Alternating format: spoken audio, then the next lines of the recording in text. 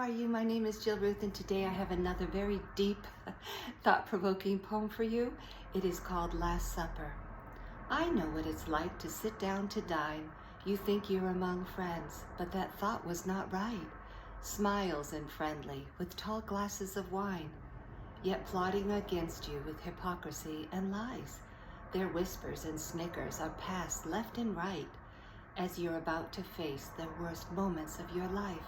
When up from the table arises a surprise, those you trusted the most sharpen their knives, stalking and stabbing with whispers unkind, pretend to your face all polished and bright, yet you held to your mission, your true purpose in sight.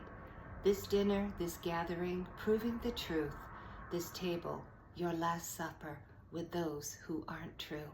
You know, isn't that interesting how sometimes, a meal shared with people is a very, very intimate moment. And I think about, of course, we all think of the Last Supper with Christ, where he sat with his best friends, with his disciples, and at the table, he had the worst enemy of his life, a friend that he brought into his inner circle that all along was a betrayer, the story of Judas and so forth.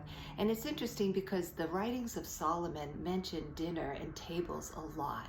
And I was thinking about this, and I was thinking, sometimes when you sit down to dine, it can be a beautiful experience. You're sharing your life with others. Maybe you open your home or you go to someone else's home, and you go with every intention of fellowship and exchanging of love and gratitude and friendship. And sometimes you're in that inner circle and you bring people in, and then you find out later on that these people were not true friends.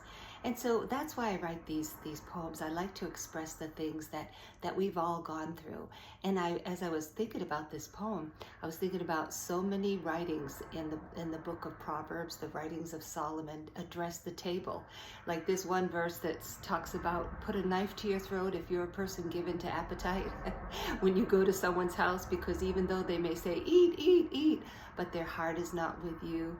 Or another verse talks about eating a dinner. Sometimes it's better to eat a small dinner of herbs and maybe bread and butter than to be at a table where there's a beautiful feast of maybe steak and lobster, but there's hatred and strife. And so these things are very, very true to our human experience, that when we sit down to dine, when we bring people in, you think of your inner circle and who you bring to your table.